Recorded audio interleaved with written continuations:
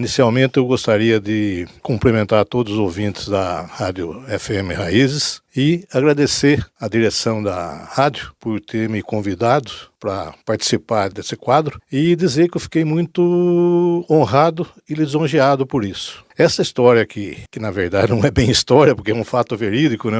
Pode ser história, mas história como um passado real. Eu trabalhava na Brasilite, trabalhei lá por muito tempo. Uma certa época, a Brasilite produziu quase 100 caixas de 1.000 litros, imagina só. Aquelas caixas, no final do processo dela, de fabricação, ela era obrigada a passar por um processo de hidratação. E como que era feita essa hidratação? Essas caixas eram colocadas no pátio, colocado água dentro dela para ela se hidratar. Mas, naquela época, a área de hidratação estava passando por uma necessidade de área. Então, o engenheiro de produção resolveu, que jeito, essa situação? Resolveu empilhar essas caixas para ocupar menos espaço. E assim foi feito. Bom, passado mais ou menos uma semana, que seria o período de hidratação, o engenheiro de produção, o seu Gilberto Saura, que era o engenheiro de produção na época, me procurou. E por que ele me procurou? Só deixa eu explicar isso também, porque o meu departamento lá era um departamento centralizador. Todos os outros departamentos enviavam informações para a gente e a gente fazia um relatório para o final do dia conversar com a direção da Brasilite, né? Então ele me procurou e disse o seguinte: Loro, onde que está aquelas caixas de 1.000 litros? Né? Eu falei, deve estar lá empilhada. Ele falou, não, as caixas sumiram. Eu falei, não, vamos lá ver então, se mudaram de lugar, o que aconteceu com as caixas. E aí fomos conversar com o encarregado do momento que estava lá. Aí o encarregado falou assim, para surpresa nossa, né? Viu, as caixas eu moí tudo. Oh, como moeu? Você está ficando louco, cara? Moí porque o encarregado do turno anterior passou para mim essa informação. Aí foi aquele, né? Bom, então vamos mandar chamar o encarregado do turno. Fomos lá na casa do cara lá do turno anterior chamar o cara para esclarecer o assunto. Aí o cara falou, não, imagina que eu ia dar uma autorização dessa para ele. Não fiz isso não, vamos lá. Foi lá na fábrica de novo. E aí ficou a discussão entre os dois encarregados. Aí ele falou assim, olha, além de eu passar isso para ele, eu deixei um relatório feito aí. Agora, faça um esforcinho de imaginação e veja o que o cara escreveu no relatório. Ele escreveu assim, fulano, moe as caixas. Ele quis dizer, mole as caixas. E aí, o outro falou, rapaz, você tá louco? Aqui pra mim ficou claro, porque eu li aqui, fulano, moer as caixas. E aí, foi explicado o sumiço das inúmeras caixas que sumiu lá e tal.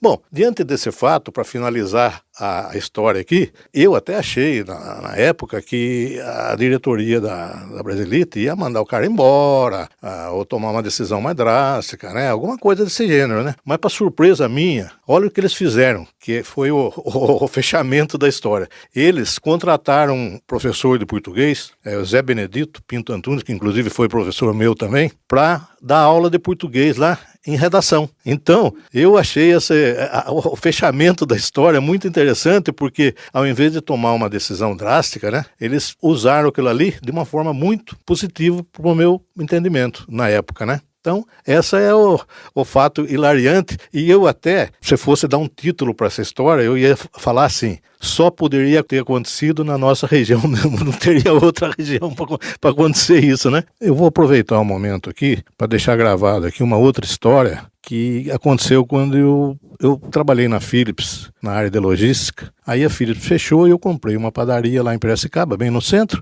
e eu era um cara que realmente gostava de contar coisas da cidade, sabe? Então, na minha padaria, a gente fornecia lanche de manhã, café da manhã e tal. Eu sempre fazendo comentários a respeito da cidade aqui, né? Então, numa oportunidade eu contava assim, eu conheci Almir Pazianotto, que é da minha terra, foi ministro. Tem uma outra pessoa que trabalhou pro meu pai na padaria que meu pai teve em Capivari, que virou governador. Ele era senhor Angelini, virou governador. Eu ia contando história, né? Então, Capivari é uma cidade, tem algumas outras, mas Capivari é uma das poucas cidades que na época de São João a turma passa na fogueira com os pés descalços. Tinha Umbigada, que era quase daqui. A maçonaria daqui é uma das mais antigas do Brasil. Então ia contando, né? Conheci Werther Niquino, que foi presidente da Copersucar. Teve uma outra pessoa aí, que era o Dodal Fabro, que foi presidente de uma grande siderúrgica no Brasil, também de nome, né? E falando falando assim, ó, o Zete era de Capivari, foi jogador de futebol na seleção brasileira, tem o Amaral, que era de Capivari, e fui contando, e eu sempre contava histórias assim, cada dia contava uma história de Capivari para divulgar a cidade, que eu sempre gostei de divulgar a cidade e tal, né? E sempre tinha mais ou menos o mesmo pessoalzinho ali, que tomava café da manhã e tal. Aí um dia, um médico, um dermatologista de lá, chegou para mim e perguntou se eu tinha acerola. Naquela época, hoje é comum, mas naquela época eram poucos lugares que tinha acerola, né? Aí eu falei para ele, eu tenho acerola, mas em fruta, assim, de congelado, né? Aí ele falou assim, olha, eu queria fruta mesmo. Eu falei, ó, doutor, eu não tenho isso aí, mas na minha cidade lá, no meu vizinho, tem acerola. Aí, para minha surpresa, esse médico, ele estava com um monte de livro na mão, assim, né? Porque ele era médico do Centro de Saúde lá.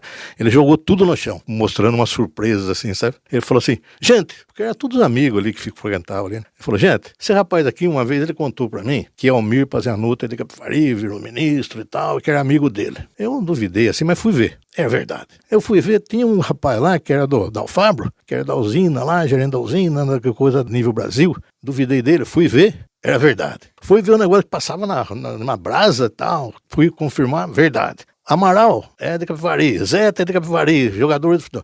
Tem a maior pintora de conhecimento internacional, que todo mundo conhece, que é de Capivari também. Agora, eu pedi para ele acerola, não há de ver, que Capivari também tinha acerola. Então, eu vou fazer o seguinte, de hoje em diante, eu vou considerar Capivari a capital do mundo.